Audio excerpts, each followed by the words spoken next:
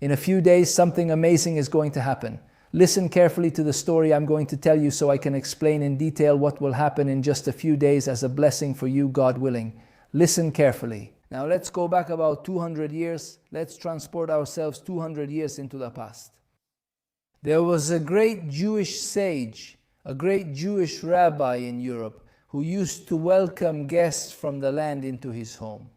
Israel to ask the Jews outside the land of Israel for help, to request all kinds of financial and economic assistance. About 200 years ago, you should know that was a long time ago, prior to the independence of the state of Israel, the situation in Israel was very difficult. There was a lot of scarcity. Because of this, Jews from outside the land of Israel helped the Jews in the land of Israel a lot, very well. Really, he hosted Jews at different times. Now, one time a very, very, very special person arrived. Someone very special, a sage from the land of Israel who was hosted by the great rabbi on Shabbat Saturday. Very well. And he hosted him. Now, what was special about this gentleman who arrived? He really spoke about the land of Israel with praise, with words of admiration on his lips. About the land of Israel, about Jerusalem, about Hebron, about the cities of Israel, how beautiful the land of Israel is. And really the rabbi who hosted him had a dream of truly coming to live in the land of Israel, but it wasn't possible, and he had that dream. And really these words during that Shabbat, so much love for the land of Israel, so much compassion, so much fervor, so much love. It really made the rabbi start to seriously consider traveling to the land of Israel and living there. That was basically what was the last straw for the rabbi to decide to go live in the land of Israel. He told him the following: Rabbi, I know that you are someone of great spiritual stature. I'm going to tell you that if you are granted that merit, you will see, even in simple stones from the land of Israel, which someone might see as just ordinary stones, you will see them as if they were precious stones. The rabbi asked him, is it a metaphor or is it real? Rabbi, if you are granted the merit of seeing it, you will see it. You will see it. That, for the rabbi, obviously, understanding the spiritual potential of what the other rabbi was telling him, obviously, it wasn't about money, it was about what it entailed. The land of Israel, where even stones that someone might see as ordinary stones, he would have the merit to see the essence that the land of Israel, the promised land, obviously, is a land that is both deeply spiritual and material at the same time. He was going to see those stones as diamonds, as precious stones. And the rabbi really, after obviously reflecting, surely discussing it with his wife, with his spouse, they decided to move to the land of Israel. And the rabbi, just as the other great sage had previously said, was a man of great stature. And he arrived in the land of Israel and saw amazing things on a spiritual level. And he became a very, very, very important rabbi.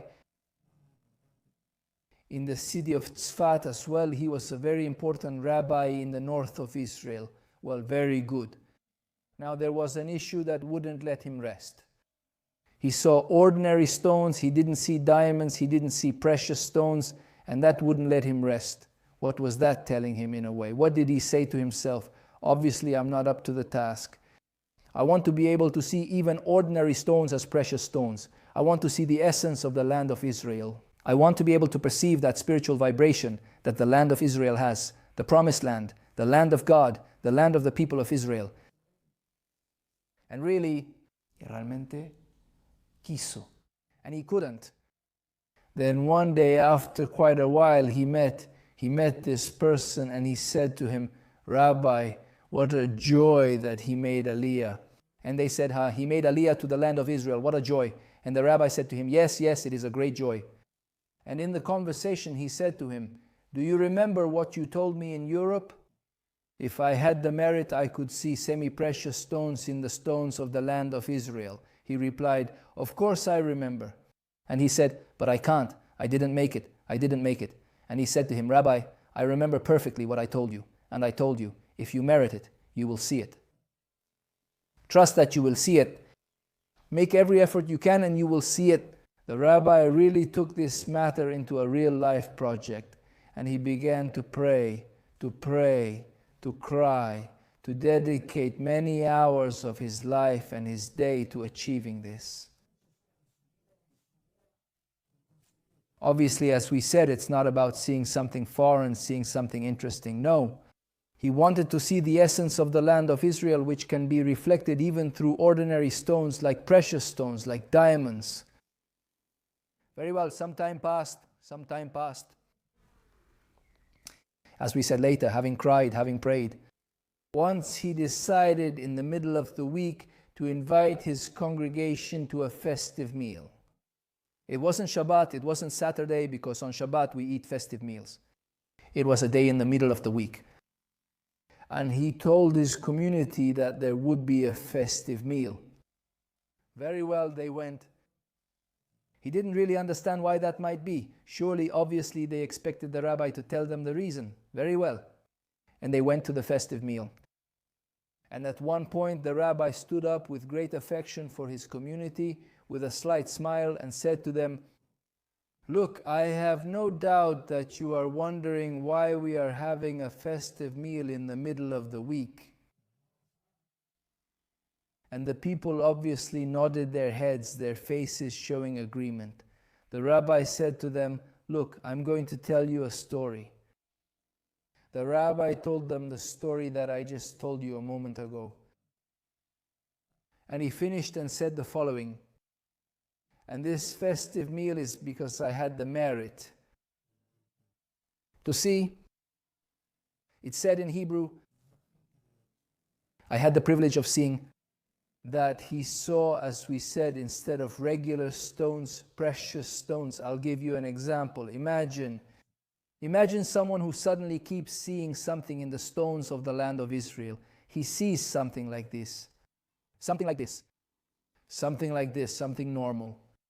Suddenly, after many prayers, many pleas to God, to the Creator, a lot of crying out of a desire to see the essence of Israel, suddenly, slowly, you start to see that really every stone hides another stone. In this case, it's an amethyst. A precious or semi-precious stone, a shiny stone. And this is a spectacular example, in my humble opinion, of what is going to happen in a few days. I hope that, God willing, if you deeply understand what is going to happen, it will be a great blessing for you and for all of us, God willing. I'm going to tell you that in the year 1967,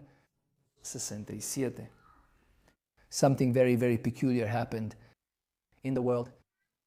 I don't know how old you are. Depending on your age, you might remember it, and if not, maybe you've heard about it, or maybe you haven't. But in the year 1967, on the day, according to the Hebrew calendar, the 28th of the month of Iyar, which was basically at the beginning of June 1967, there was a war in the land of Israel that became famous around the world. It was a world war. I mean, not a world war, but a war that was famous worldwide, which happened in the land of Israel. It's called, maybe you've heard of it, it's called the 6-Day War. Why? Because it lasted 6 days. Very good. Now, what happened in this war? You should know that the world trembled, especially the Jewish world trembled, or non-Jewish people who loved the people of Israel. Why? Unfortunately, powers in relation to what we were, which was basically 19 years after the Declaration of Independence, think that we, the people of Israel, arrived in the land of Israel. Where did we come from? From the Holocaust. It had already ended in 1945. By 1948, the Declaration of Independence had occurred. Or from African countries, or from all kinds of places around the world, obviously, really, everything was very precarious, bringing together very different cultures, different languages, returning, as the prophecies say, to the promised land, but nobody guaranteed you anything. There was no guarantee of anything. Obviously, God guarantees, but from a human point of view, everything was very difficult. knowing that we were surrounded by enemy Arab countries whose only goal was to wipe Israel off the map, God forbid. So what happened?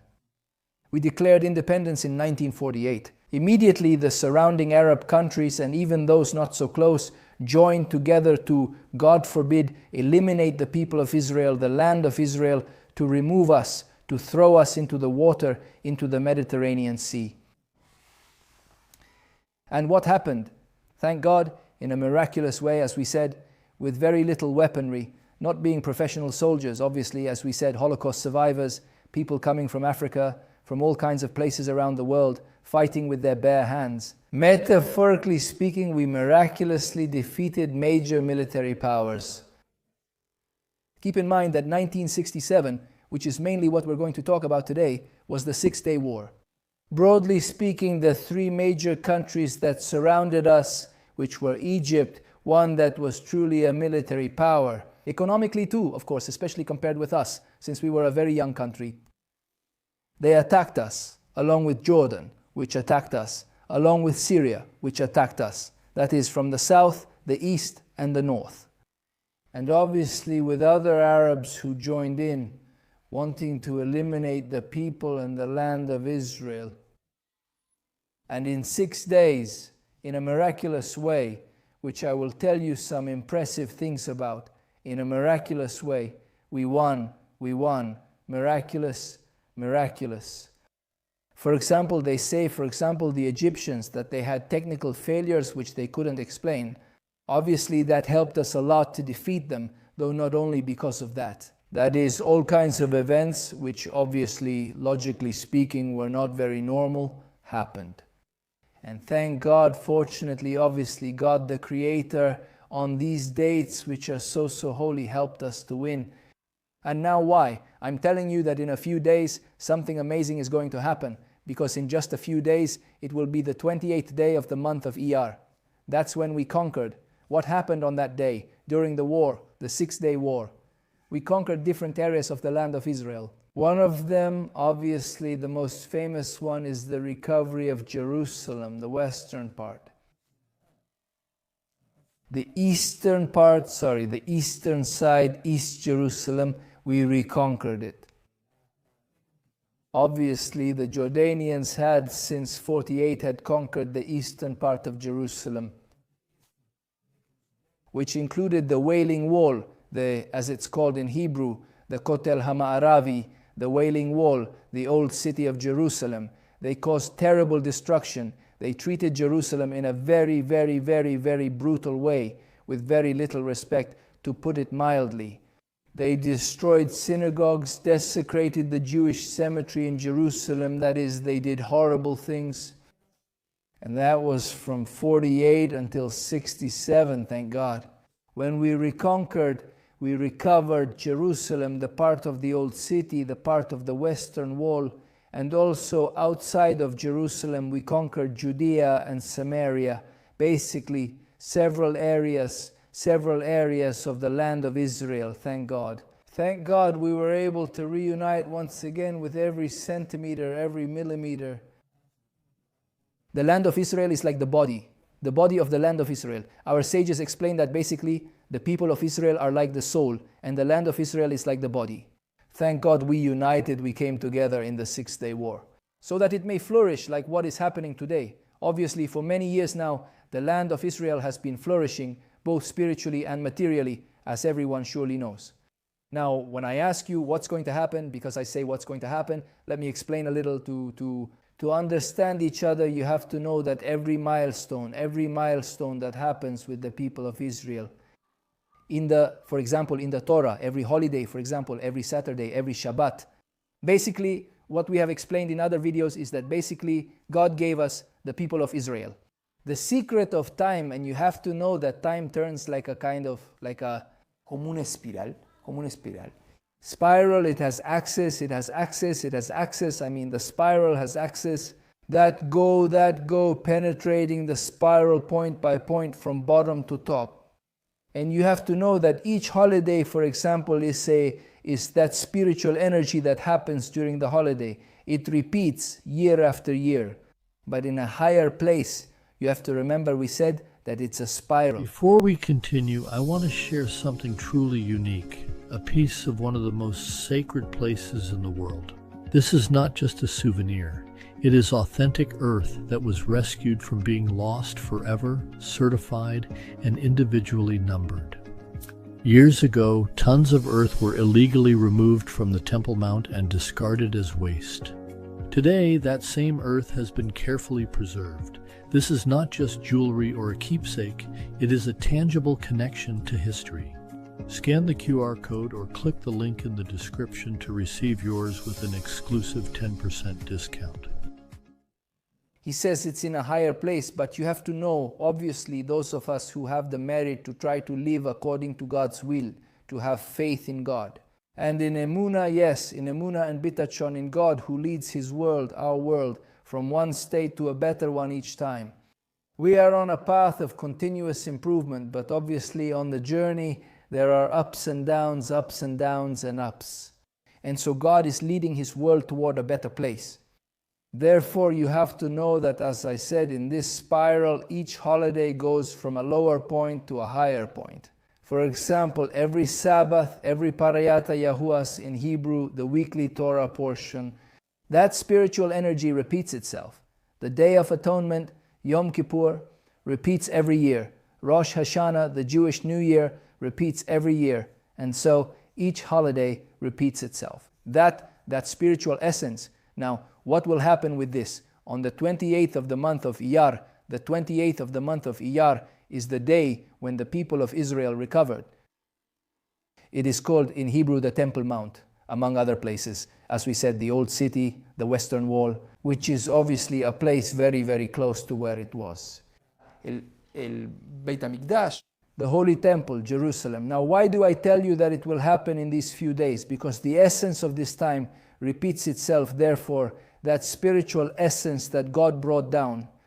In the year 1967, at the moment when the people of Israel defeated, for example, in the case of Jerusalem, the Jordanians, really, as we said, in a war against Egypt, Jordan, Syria, and other Arabs who had joined together. At the moment when the people of Israel regained the holy city of Jerusalem and the holy place where the holy temple stood, that spiritual energy repeats itself, and you may ask, what is repeating? What does it have to do with me? Obviously, if you are Jewish, it's clear that it has something to do with you. But if you are not Jewish, what does it have to do with you? And this is what I want to talk to you about for everyone, Jews, non-Jews, men and women alike. The blessing, the significance and the relevance are for everyone. Why?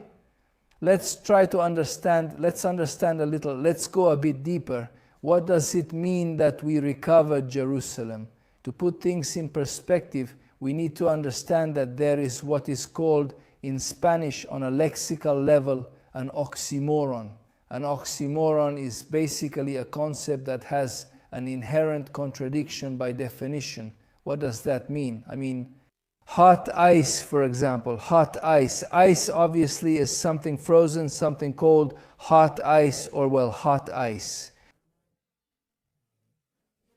I think it's a good example, something that apparently by definition is a contradiction. Now, let's see. This is something very profound, but if you understand it deeply, it can give you amazing blessings, implications, and relevance to your everyday life. Why? Listen carefully. The city of Jerusalem is called Yerushalayim in Hebrew, Yerushalayim, Ir HaKodesh, Jerusalem. The holy city now, holy city is an oxymoron. Why? Why? Because holy city, city. When you think of a city and think thousands of years ago, for example, before there was one, pipes. Before today, thank God, it's a developed city. There are pipes under the streets, there are ducts. I mean, you can smell flowers in the streets, see flowers in the streets. But think about it, many years ago, pipes didn't exist. So think about it in terms you can understand. It's really impressive. There was someone walking down the street, and especially in a very central part of a city, the smell, the aroma was not a very pleasant aroma to put it nicely. Obviously, a very unpleasant aroma, a very unpleasant smell. And think about it, people shouting in the streets, selling things and shouting and this and that. So when you say holy city, city, can it really be a holy city? Holiness, when you say holiness, something holy, it's something pure, something holy. Yerushalayim ira kodesh, Yerushalayim ira kodesh, Jerusalem, the holy city. And this hides something very deep, something very, very deep, which has a lot to do with what is going to happen in these next few days. Which is to understand what does it mean that the people of Israel completely recovered their holy city of Jerusalem. What does that mean? What does it mean for the world? Let's read some prophecies, because I think this will give you some context to understand what we're talking about. Very well. Let's see. Look, first imagine this. I'd like you to close your eyes. And imagine that you're in Jerusalem today with spectacular aromas. Today, the gardens of Jerusalem are truly impressive and filled with spectacular flowers. It's a wonder. It's a paradise. All of Israel is like that, obviously, but Jerusalem is, of course, impressive, so close your eyes. Imagine that today you are in Jerusalem, but transport yourself. Take a very quick journey through 2,000 years, like a flash. 2,000 years. And you arrive in the present. Close your eyes and you arrive in the present. You have to know that for 2,000 years the people of Israel were in exile while the land lay barren. The famous writer Mark Twain says that he arrived, if I remember correctly, 100 years before we reclaimed Israel, if I remember correctly, in the year 1867. And he writes in his diary how barren the land of Israel was, that he could hardly see any people. In general, in Israel, during his walks, he practically didn't see a fruit tree. He could hardly even find cacti. And today, the land of Israel is a garden. Think about it, 2,000 years, desert, barren land, swamps. But the prophet Zechariah, who spoke many years ago, thousands of years ago, what does the prophet Zechariah say? He says this. I'm going to read it to you. First in Hebrew, the verse, and then in Spanish. I want you to imagine how you will be able to see with your memory, with your inner vision, and with your ears.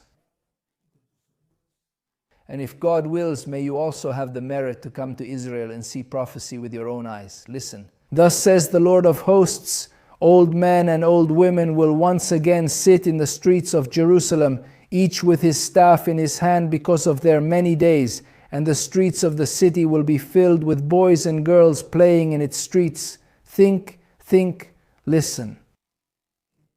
That Nachmanides, the great sage Aramban, not Rambam, not Maimonides, but Nachmanides, Aramban, about maybe 800 years ago in Jerusalem, with difficulty says that he did not find any Jews. If I remember correctly, he found a painter and 4 of his sons. If I remember correctly, he wanted to pray with a congregation. That's what he found. A painter and 4 of his sons in Jerusalem. About 800 years ago. Not thousands and thousands of years ago. Think. Almost 2,000 years with hardly any people. There were Jews in every era, but we were very few. And look at what the prophet Zechariah says. This is what the eternal God of hosts, the creator of the Almighty, has said. I'm saying it in my own words. And they will sit in the future, in the prophecy. And old men and old women will sit in the plazas of Jerusalem, each one with his cane in his hand, because of the longevity they had, the many years they had lived. And the plazas of the city will be filled with boys and girls playing in them. Impressive. Think about it. Today you walk through Jerusalem and it's amazing, obviously, to see old men and women, boys and girls playing in the plazas and gardens of Jerusalem. It's prophecy. And so, when we talk about what will happen in these next few days, that spiritual energy is one of many things we can reflect on together. And I'd actually love for you to tell me in the comments what will happen in these next few days. What does this anniversary mean to you? The anniversary when police cell reconquered the city of Jerusalem. For 19 years we couldn't pray at the Western Wall. It's impressive. And today the Western Wall is spectacular. Jews from all over the world, men and women alike, come here. It's obviously one of the most visited places, probably maybe the most visited place in Israel. The Western Wall in Jerusalem, how emotional it is to pray near where the Beit HaMikdash, the Holy Temple, once stood. And here we can also find out, tell me, what does all this mean to you? What does all this mean to you? If God wills it, obviously, we are already one step, a very big step. Because if God wills it, the third and eternal temple will be built in Jerusalem, obviously. But the fact that we recovered our beloved city of Jerusalem, which was in the hands of the cruel Jordanians at that time, who did so much harm to the land of Israel and treated it with so little respect. To put it delicately, thank God we recovered it. Therefore, here we see something impressive. There are many prophecies from Isaiah, for example, that the king says in Isaiah. It says that he will raise a banner for the nations and gather the exiles of Israel and the scattered ones of Jerusalem. He will gather those of Judah from the four corners of the earth. All of these are the prophecies. All of these are the prophecies. So, on one hand, I want you to tell me, but on the other hand, I want to share with you some personal reflections as I understand them. The fact that we recovered Jerusalem is obviously a sign that the prophecies are obviously being fulfilled. They are being fulfilled, and we are one step further. It was a historic milestone, obviously, at the moment when God performed so many miracles to save us from such cruel people who wanted the worst for us. And God, in His infinite goodness and love for His people, protected us and helped us achieve total victory. Nothing more and nothing less than 6 days. There was truly a lot of fear throughout the whole world, and it's impressive how, thanks to God, we overcame. And I'll tell you about other prophecies so you can understand. Ezekiel also said, "And I will take you from among the nations and gather you out of all the countries and bring you into your own land." The prophet Amos says, "And I will bring back the captives of my people Israel, and I will plant them upon their land, and they shall never again be uprooted from their land which I have given them, says the Eternal, your God." Isaiah says, "Break forth into songs of joy, you ruins of Jerusalem, for the Eternal has comforted His people, He has redeemed Jerusalem." Zechariah says, "Sing and rejoice, daughter of Zion, for I am coming, and I will dwell in your midst, says the Eternal, and many nations will join themselves to the Eternal on that day, and they will be my people, and I will dwell in your midst." Impressive. Veshahanti, and I will dwell within you. God, the divine presence of God, the Creator, will dwell within us. And you will know that Hashem Tzvaot has sent me to you. It's impressive. And you will know that the Creator, God of hosts, it's impressive, says the prophet, that He sent me. Obviously, He sent me. From what I understand with this prophecy, it's impressive. To understand how God, through the prophecies, obviously, promises what today we are witnessing, it's impressive. Well, I think it's fine, there's more, but I think you understood the context. Therefore, we have to understand that when we say, now to sum up the class a bit, we say that Yerushalayim Ir HaKodesh, holy city, as a city, we said can be holy. How can it be holy? And here is the secret. From what God entrusted to the people of Israel, and in some way, this day, the 28th day of the month of Iyar, is a day in which God declares that the time has come. As I understand it, the time has come, obviously, to proclaim that we are ready, God willing, for the next Beit HaMikdash. The moment we regained the city of Jerusalem in its entirety, obviously, as we said before, we took a giant step. Obviously, with God's help, and praise be His name. Thank God who helped us, protected us, and helped us to overcome. Obviously with help, obviously thank God, obviously everything with God's amazing help. But the people of Israel obviously armed themselves and fought with all their strength, and that's what we achieved, thank God. Therefore, here we see that when we say holy city, we see the conjunction between what is said in Hebrew, hol and kodesh. What would be something more mundane and more holy, that when it comes to Israel, the mundane joins with the holy and therefore serves the holy? That is, what does it mean? What do I mean by this? God says to the people of Israel, Ve'atem tiulim amlejet kohanim vegoy kadosh, and you shall be for me a nation of priests and a holy nation. What does a holy nation mean? And here we are rounding out what we are saying. A holy nation. What does a holy nation mean? A nation with everything that entails, that lives in a state which is the state of Israel. With government, with an army, with an economy, with finances, with high-tech, with startups, with agriculture, with education, with health, with social security, whatever you can think of. All the areas of the state of Israel that one could say are mundane areas, everyday areas. One wouldn't say that a ministry is something holy.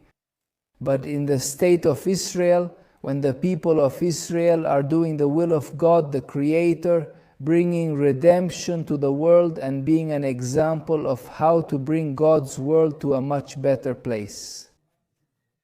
Which basically, if you think about it, what is the people of Israel in the land of Israel? It is a model in which we show, with all the difficulties we have in terms of wars, in terms of all kinds of complications that may arise, we show how we can lead this world to a better place in an ethical way, with a lot of love for all creatures, for the whole world. There are delegations that travel from Israel to different countries when God allows us in response to natural disasters. There are a number of NGOs in Israel that help others, impressive lists. Even where I live, there is help with this. Help for those getting married, help for the wedding. There is help from someone who gives gasoline, to someone who doesn't have it, they give it to them, they give them gas. There is whatever you can think of, chairs and tables for a party. There are WhatsApp groups. There are people who need things or advice, they send it to the group, they give them advice, they don't give things away. There are people who give things away through a WhatsApp group. This is where I live. But think about the whole state of Israel, how many NGOs, and constantly what we want is to bring light to the world, a light to the nations. That's what we want, and that's really our mission. Here we see something impressive, which basically on the day of, it's called Yom Yerushalayim in Hebrew, Jerusalem Day. It's a day in which it's a celebration. It's a celebration where we say, I'm saying it in my own words, I don't understand. It's a day where we say, we made it home, we made it home. The Israeli people, as we said before, with the prophecies are fulfilled. God brings us home. For what? To make a kingdom of Kohanim and a holy people, and to use everything worldly. A worldly kingdom in the service of the Kodesh, of the holy, which means serving God from this world. That's why God has a world of angels. Obviously, God has impressive worlds of angels. It's amazing. Obviously, what can one say about that? But God revealed to us that God wants, as it said in Hebrew, Adira Batachtonim, God wants a home to dwell in the lower worlds, which is our world. It's our world, the lowest world, it's our world. And how does He want to dwell? How to dwell? How can He dwell here? We have to make it a place. God doesn't force us to make it a place. God gives us free will. Therefore, we give God a space to live among us. Obviously, this is a way to understand it on a conceptual level. It's something very deep. But at the moment when you, with your free will, are a good person, you are someone who is modest about your qualities, humble. You are not proud, you are humble, and you are someone who helps others. You are someone who gives a place in their heart for God to dwell, as it is written in the portion of the Torah, in Parashat Teruma, the portion of the Torah Teruma, it says, Vasuli mikdash v'shachanti bitosham. It says, build me a sanctuary and I will dwell among them. It does not say, and I will dwell in it. What does this mean? Our sages explain in us. Obviously, God's divine presence dwells in the sanctuary. But God says in the Torah, "And I will dwell among them," that is in us. If we make a kind of mini sanctuary on a personal level, with our personal qualities, our free will, we choose to do good, we do good, we help others, a smile, a glass of water, good advice, a good word of motivation, encouragement, whatever it may be. Something good, we do something good for others, we make our heart a more open heart, we make ourselves a more open person, so that the divine presence of God wants to dwell in us individually. But what is the big news here? That God asks this of a people on a collective level, the people of Israel. As on Mount Sinai, God gave the Torah and commandments to Israel to bless the world. This remains relevant globally. Whether you are Jewish or not, if you align yourself with what I am telling you, which is basically understanding that God put us, this is an example from Jerusalem Day, God placed us in a material world, a purely material world, to elevate it above the highest world of all the angels, as we said in other videos. Therefore, what we see here is an impressive secret. Jerusalem Day, in just a few days, on the 28th of the month of Iyar, is the day when you can celebrate your life. Also on a personal level, and to celebrate the life of the people of Israel in the land of Israel, which is, as it's said in Hebrew, the Besorah, the happiest news the world can have. That we are in the redemption, obviously not in the final redemption, we are in a process moving forward in great strides, and this, the moment when Jerusalem is reunified, is, as they say, like a seal from God saying, in my words, a seal says, it is time, return to the land of Israel. They saw the miracles, like, in my words, it's as if God is telling us, I helped you. You saw miracles with your own eyes. Return to the land for the blessing of the whole world. Transform this world into the most elevated one above all the angels. It's amazing. It's a day of worldwide celebration, not just a national one for the state of Israel, but worldwide. If you align yourself with this, it's incredible. And speaking of Israel, obviously I want to invite you, if you haven't joined yet, if you're not already a member of my beloved community called Israel High. Obviously Israel High. It's a wonderful community. If you haven't joined, I invite you. The description has a WhatsApp number and links for more info. Impressive. Impressive. We're about to launch a course called Israeli Innovation, which is free for members, but non-members have to pay. But it's impressive. Unite is closely related to our discussion. It's about coming together.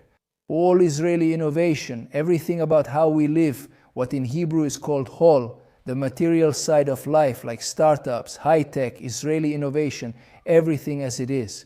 Israel is a cutting-edge country, as you know, innovative, impressive, applying concepts from Kabbalah and the Torah to your life, to give you tools and elements to take your life to a much better place than it is today, God willing. So I also invite you here to join the course or to join my community, Israel High, and get the course for free, God willing. So, well, may everything be full of blessings. And again, I want to ask you to tell me in the comments, what did you feel in the video, in this class? What did you feel? What did you imagine? Where did it take you? What did it make you think about? What did it make you think about? We have the merit of truly being aligned with God's will, and of truly understanding that we are in a material world. But, as we said a while ago, going to Codes, the holy city, that's a great secret that God gives us. We can make our life a holy life starting from the most material thing, which is our very own life. It's a material life. Our soul is in a material body, with people who have material bodies, a job, food, we eat, this and that, everything is very material. But we must know that in terms of potential, we are in the material world, the highest, most elevated one, that God loves His world, loves us, and expects the best from us.